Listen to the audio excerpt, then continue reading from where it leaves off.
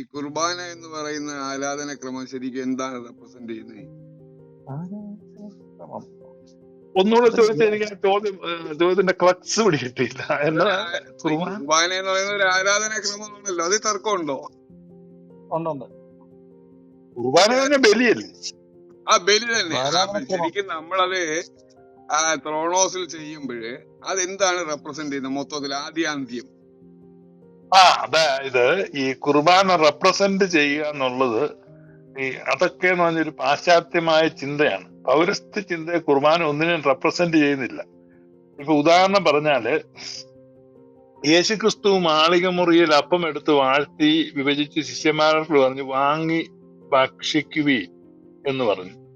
അപ്പം ഈ യേശുക്രിസ്തു പറഞ്ഞ അതേ സ്ഥാപന വചനമാണ് ഈ പൗരസ്ത്യ സഭകളുടെ വിശുദ്ധ കുർബാന പറയുന്നത്.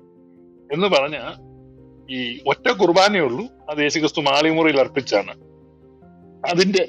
അതിന്റെ എക്സ്റ്റൻഷനാണ് ഈ കുർബാന, അല്ലാതെ റെപ്രസെന്റേഷനോ റിപ്പീറ്റേഷനോ അല്ല. ആ കുർബാന തന്നെയാണ് ഈ കുർബാന. അപ്പൊ യേശുക്രിസ്തുവിന്റെ കയ്യിൽ നിന്നാണ് നമ്മൾ വിശുദ്ധ കുർബാന സ്വീകരിക്കുന്നത്, അല്ലാതെ അച്ഛന്റെ കയ്യിൽ നിന്നല്ല. അത് വലിയ തെറ്റിദ്ധാരണയാണ്. കാരണം അത് ഈ ക്രോണോസും കൈറോസും എന്ന് പറയും. ഗ്രീക്ക്, നമ്മളിപ്പോ സമയത്തിന് മലയാളത്തിൽ സമയമേ ഉള്ളൂ. ഗ്രീക്കില് ക്രോണോസും ഉണ്ട്, കൈറോസും ഉണ്ട്. ഈ ക്രോണോസ് എന്ന് പറഞ്ഞാല് നമ്മുടെ ലീനിയർ ടൈം. ഇപ്പൊ നമുക്കറിയാവുന്ന ടൈം ജൂലൈ 10, ജൂൺ 10, കഴിഞ്ഞ വർഷം ഡിസംബർ, ഇങ്ങനെ നമ്മൾ ലീനിയർ ടൈമാണ്, കലണ്ടർ ടൈം. അപ്പം ഈ ക്രോണോസിലല്ല കുർബാന നടക്കുന്നത്. ക്രോണോസിൽ കുർബാന എന്ന് ചിന്തിക്കുമ്പോൾ 2000 വർഷം മുമ്പ് നടന്ന ഒരു സംഭവത്തിന്റെ അനുസ്മരണം ഇപ്പൊ നടക്കുന്നു. പെന്തക്കോസ്തുകാരെ സംബന്ധിച്ച് അനുസ്മരണം.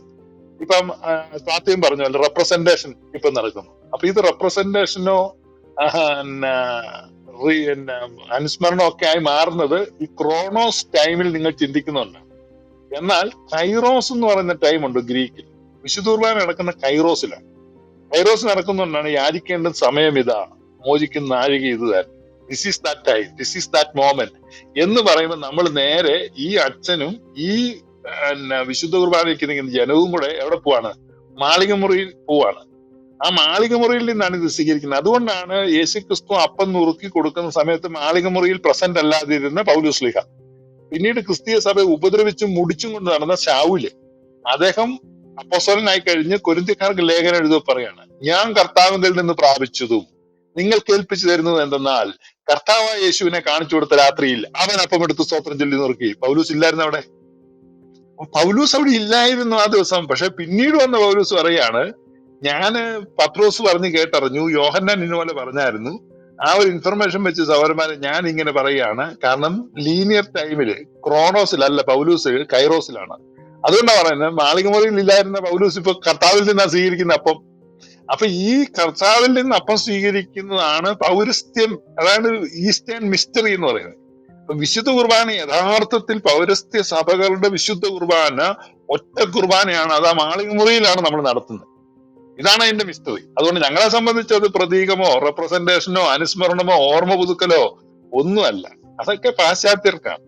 പൗരസ്ത്യ ദർശനം ഇതാണ്. അതേപോലെ ഒത്തിരി കാര്യങ്ങൾ പറയാനുണ്ട്. അതുകൊണ്ട് അത് പറയണമെന്നൊക്കെ ഒത്തിരി നാളായിട്ട് ചിന്തിക്കുന്നുണ്ട്, ഇതുവരെ സാധിച്ചില്ല.